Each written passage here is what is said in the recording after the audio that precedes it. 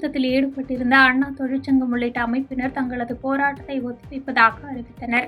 அவ்வகையில் இன்று காஞ்சிபுரம் மண்டலத்தில் போராட்டத்தில் ஈடுபட்டு வந்த ஊழியர்கள் அனைவரும் பணிக்கு திரும்பியதால் பொது போக்குவரத்து சகஜ நிலைமைக்கு திரும்பியது. மேலும் காஞ்சிபுரத்திலிருந்து செயல்படும் அனைத்து வழித்தடங்களிலும் பேருந்துகள் வழக்கம் போன்று இயங்கி வருகிறது. தொழில்நுட்ப பணியாளர்கள் உள்ளிட்ட அனைத்து அலுவலர்களும் பணிக்கு திரும்பியுள்ளது பொதுமக்களுக்கு மகிழ்ச்சியை தந்துள்ளது.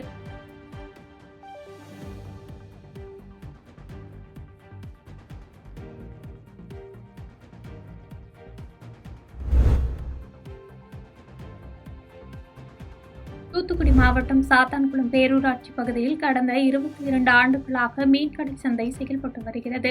இந்நிலையில் மீன்கடை சந்தை கட்டிடங்கள் மிகவும் சேதமடைந்து விழும் நிலையில் உள்ளது.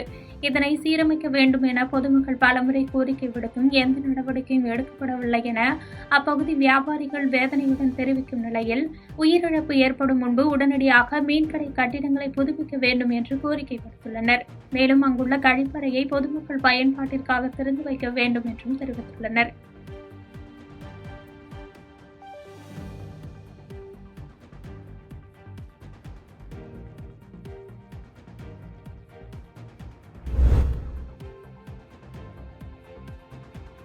தமிழக அரசு உத்தரவின் பேரில் கடலூர் பாடலீஸ்வரர் கோவிலில் உள்ள கோவில் அர்ச்சகர்கள், பணியாளர்கள் உள்ளிட்ட 27 பேருக்கு பொங்கல் பண்டிகையை முன்னிட்டு புத்தாடைகள் மற்றும் நலத்திட்ட உதவிகள் வழங்கும் நிகழ்ச்சி கோவில் வளாகத்தில் நடந்தது. கோவில் செயல் அலுவலர் சிவகுமார் தலைமையில் நடைபெற்ற இந்த நிகழ்ச்சியில் சிறப்பு அழைப்பாளராக ஐயப்பன் எம்எல்ஏ, மேயர் சுந்தரிராஜ் ஆகியோர் கலந்து கொண்டு கோவில் பணியாளர்கள், அர்ச்சகர்களுக்கு புத்தாடை மற்றும் நலத்திட்ட உதவிகளை வழங்கினர். இதில் 27 பேருக்கு ரூபாய் 500 ரொக்க பணத்தை ஐயப்பன் எம்எல்ஏ சொந்த செலவில் வழங்கினார்.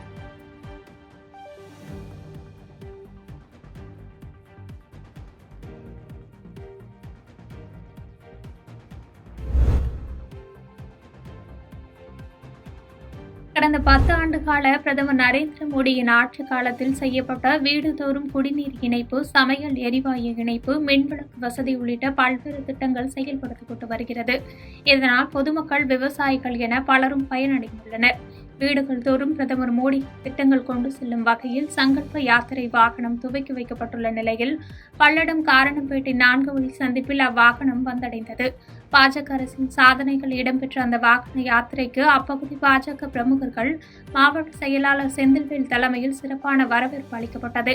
இந்த பிரச்சார வாகனத்தை பொதுமக்கள் திரளானோர் கண்டு ரசித்தனர்.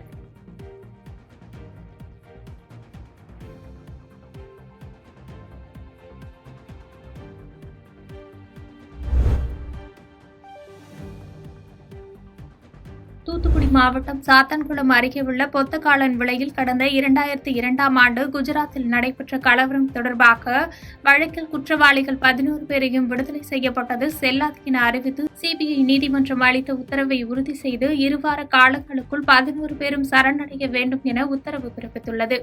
இதனை கொண்டாடும் வகையில் காங்கிரஸ் INTUC மாநில செயலாளர் லூர்துமணி தலைமையில் தீர்ப்பு வழங்கிய உச்சநீதிமன்ற நீதிபதிகளுக்கு ஆதரவாக கோஷம் எழுப்பி பொதுமக்களுக்கு இனிப்பு வழங்கி கொண்டாடப்பட்டது.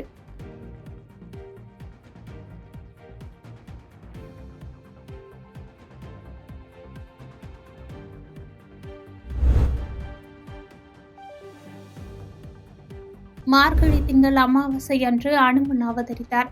அந்த நாளை அனுமன் ஜெயந்தியாக கொண்டாடப்பட்டு வருகிறது.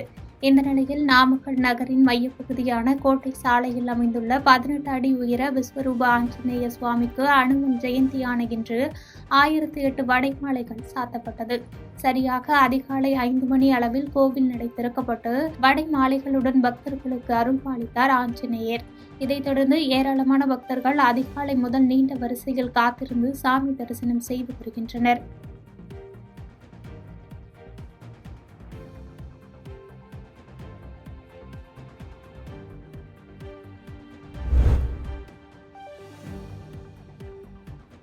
மயிலாடுதுறை ரயில்வெளி பகுதியில் அமைந்துள்ள ஆபத்துதாரண ஆஞ்சநேய சுவாமி கோயிலில் அனுமன் ஜெயந்தி விழா விமர்சையாக கொண்டாடப்பட்டது.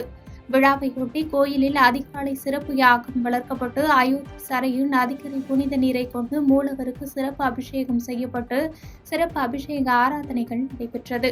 அனுமன் ஜெயந்தி விழாவை முன்னிட்டு மூலஸ்தானத்தில் வைக்கப்பட்டுள்ள அயோத்தி மண் பக்தர்களின் தரிசனத்திற்காக வசந்த மண்டபத்தில் வைக்கப்பட்டது. இதில் திரளான பக்தர்கள் கலந்து கொண்டு வழிபாடு நடத்தினர்.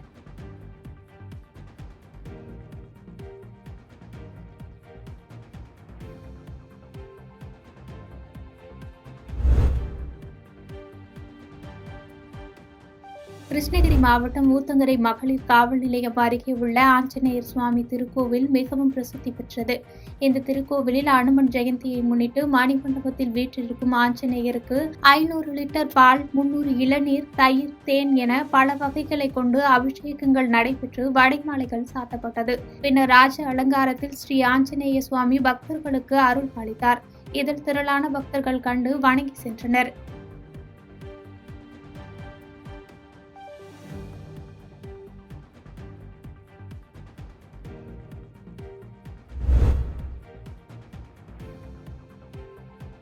திண்டுக்கல் மாவட்டத்தில் புகழ்பெற்ற சந்தையாக அய்யலூர் ஆட்டு சந்தை திகழ்கிறது.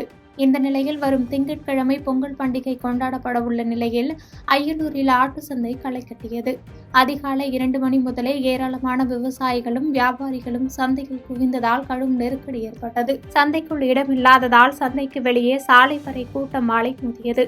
மேலும் ஆடுகளின் விலையும் அதிகரித்த போதிலும் வியாபாரிகள் போட்டி போட்டுக்கொண்டு ஆடு மற்றும் கோழிகளை வாங்கி வாகனங்களில் ஏற்றி சென்றனர். இந்த நிலையில் 3 கோடி ரூபாய்க்கு ஆடு மற்றும் கோழிகள் விற்பனை நடந்ததாக வியாபாரிகள் மகிழ்ச்சி தெரிவித்துள்ளனர்.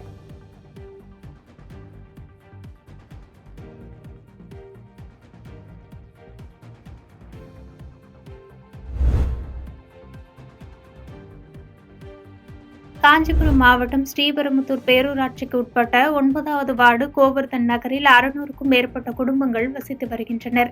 இந்த நகர் முழுவதும் சாலை வசதி, மழைநீர் வடிகால் வசதி இல்லாமல் அப்பகுதி மக்கள் கடும் அவதிக்குள்ளாகி வருகின்றனர். மேலும் மாத கணக்கில் தேங்கி நிற்கும் கழிவு நீரிலிருந்து கடும் துர்நாற்றம் வீசி வருவதோடு டெங்கு, மலேரியா போன்ற நோய் தொற்று பரவும் அபாயம் ஏற்பட்டுள்ளதாக மக்கள் அச்சம் தெரிவித்துள்ளனர். இதேபோன்று அப்பகுதியில் புதிதாக அமைக்கப்பட்ட விளையாட்டு பூங்காவும் உரிய பராமரிப்பின்றி உள்ளது.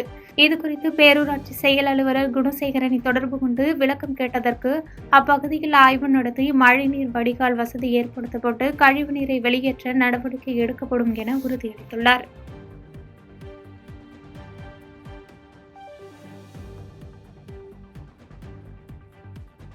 பாதகம் செய்பவரை கண்டால் நாம் பயங்கொள்ளலாகாது பாப்பா.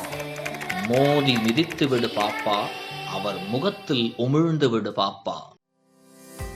அண்மை செய்திகளை உடனுக்குடன் தெரிந்து கொள்ள இணைந்திருங்கள் இயம்நாடு தொலைக்காட்சியுடன்.